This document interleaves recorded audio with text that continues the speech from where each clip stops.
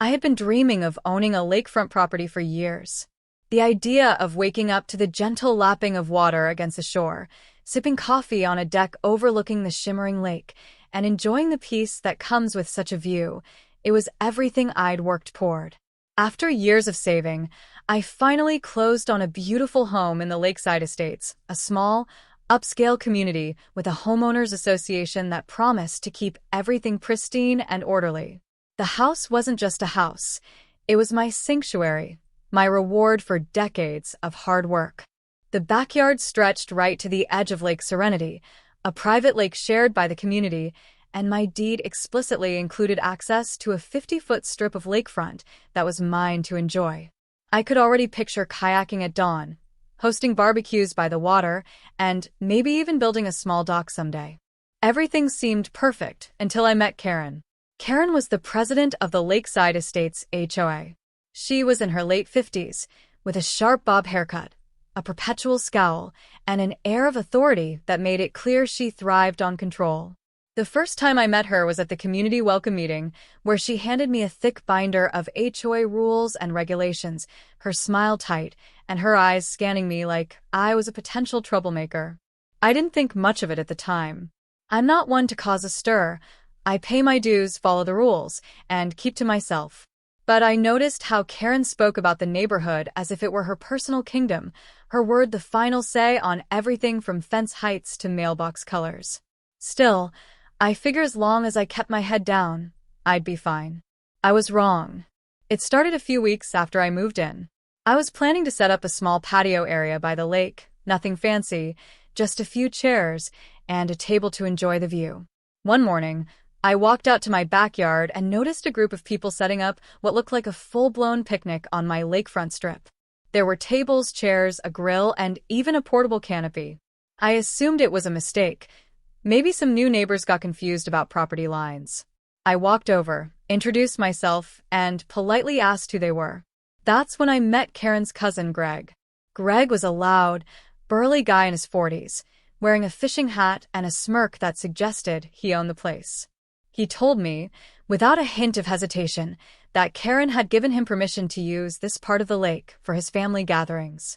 I was stunned. This wasn't just any part of the lake. It was my lakefront, clearly outlined in my deed. I tried to explain this, keeping my tone calm, but Greg just laughed and said, "Talk to Karen. She runs things around here." I felt my stomach churn, but I didn't want to start a fight. I went back inside, grabbed my deed, and called Karen to sort things out. When I reached Karen, her voice was all syrupy politeness, but there was an edge to it. I explained the situation, citing the deed and my property rights. She cut me off mid-sentence. "Oh, you must be mistaken," she said. "That lakefront is community property. We all share it." I gave Greg permission to use it for the day. "You don't mind, do you?" I was floored. I read her the exact wording from my deed, which clearly stated that the 50-foot lakefront strip was part of my property, not community land. Karen didn't miss a beat. "Well, we'll have to review that at the next HOA meeting," she said, as if my legal document was just a suggestion. "In the meantime, let's not make a fuss. Greg's family is just having a little fun." I hung up, my hands shaking with frustration. This wasn't a misunderstanding. This was Karen flexing her power. Over the next few weeks, things got worse. Greg and his family didn't just use the lakefront for one day. They were there almost every weekend, setting up their loud gatherings, leaving trash on my grass, and even tying a small boat to a tree on my property. I tried talking to Greg again, but he brushed me off, saying Karen had told him it was fine. I emailed Karen, attaching a copy of my deed and a survey map, asking her to clarify to Greg that the lakefront was mine. Her response was a curt, "We're looking into it." Meanwhile, my dream of enjoying my lakefront was slipping away. I couldn't even sit in my own backyard without hearing Greg's music blaring or his kids running through my flower beds. I decided to attend the next HOA meeting to address the issue formally. The meeting was held in the community center, a sterile room with fluorescent lights and folding chairs. Karen sat at the front, flanked by her board members, all of whom seemed to nod at her every word. When it was my turn to speak, I stood up, introduce myself, and explain the situation, holding up my deed and survey map for everyone to see. I kept my tone professional, sticking to the facts. The lakefront was mine, Karen had no authority to give it to anyone, and I wanted the encroachments to stop. The room went quiet. Karen's face tightened and she leaned forward, her voice dripping with condescension. "I understand your concerns," she said, "but Lakeside Estates has always operated on a spirit of community sharing. That lakefront may be on your deed, but historically, it's been used by everyone. We'll need to consult our records and possibly our lawyer before making any decisions." I couldn't believe it. She was rewriting history to suit her narrative. A few neighbors shifted uncomfortably in their seats, but no one spoke up. I pressed further, asking why she felt entitled to give away my property without my consent. Karen's smile didn't waver, but her eyes were cold. "Let's not turn this into a personal attack," she said. "We'll handle it through proper channels." The meeting moved on, and I was left feeling like I'd been dismissed. I went home fuming but determined to find a solution. I contacted a real estate attorney to review my deed and confirm my rights. The attorney was unequivocal. The lakefront was legally mine, and neither Karen nor the HOA had any authority to grant access to anyone else. Armed with this confirmation, I sent a formal letter to the HOA board, demanding that Greg and his family stop using my property and that Karen retract her permission. I included a copy of the attorney's opinion and a warning that I'd pursue legal action if the issue wasn't resolved. Karen's response came a week later, a vague email about ongoing discussions and community harmony. Greg's picnics continued. At this point, I was done playing nice. I wasn't going to let Karen bully me out of my own property. I started researching my options.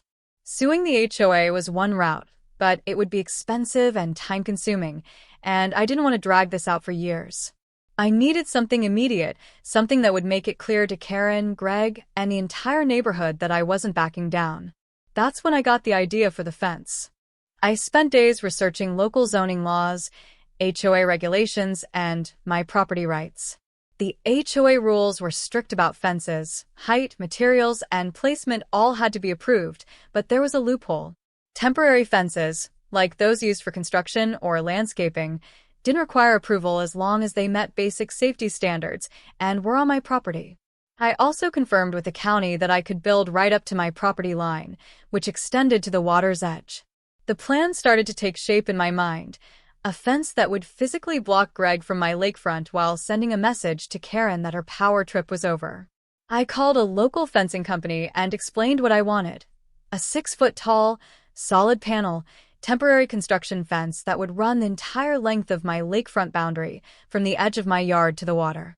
I wanted it sturdy, professional, and impossible to ignore. The company was happy to help, especially after I showed them the survey map and explained the situation.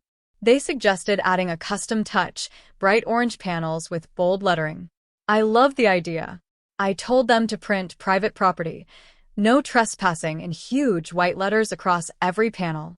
The cost wasn't cheap, but it was worth every penny to reclaim what was mine. The fence went up on a Saturday morning, and it was a sight to behold.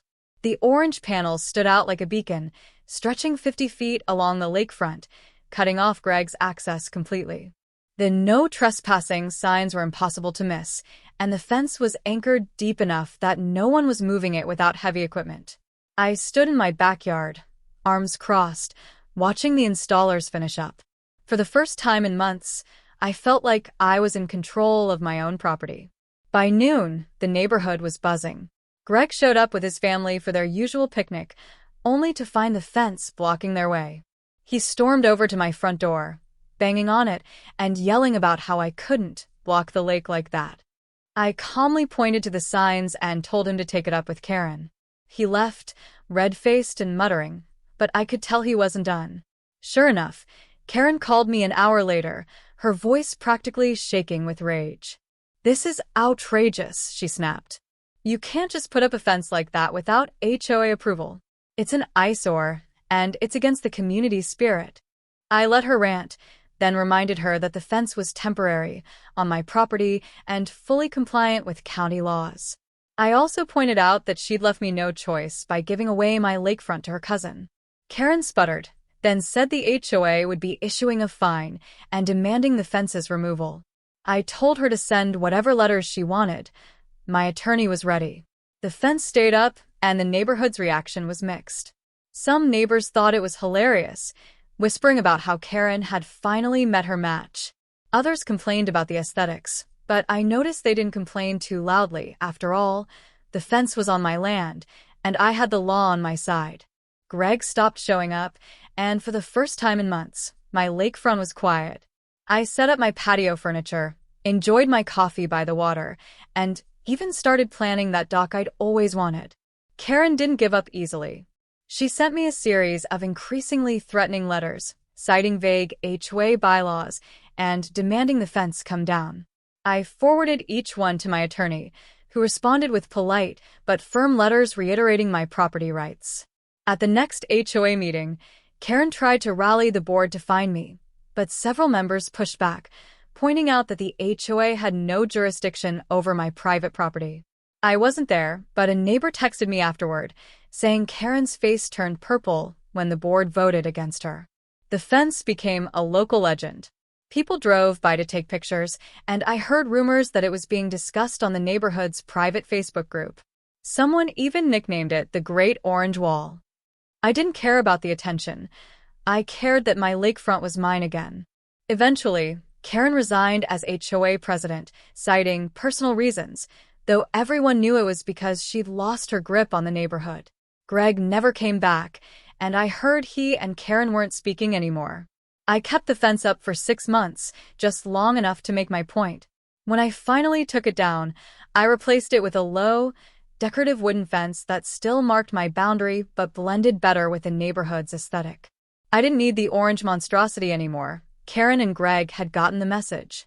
My lakefront was mine, and no one was going to take it from me again. Looking back, I don't regret a thing.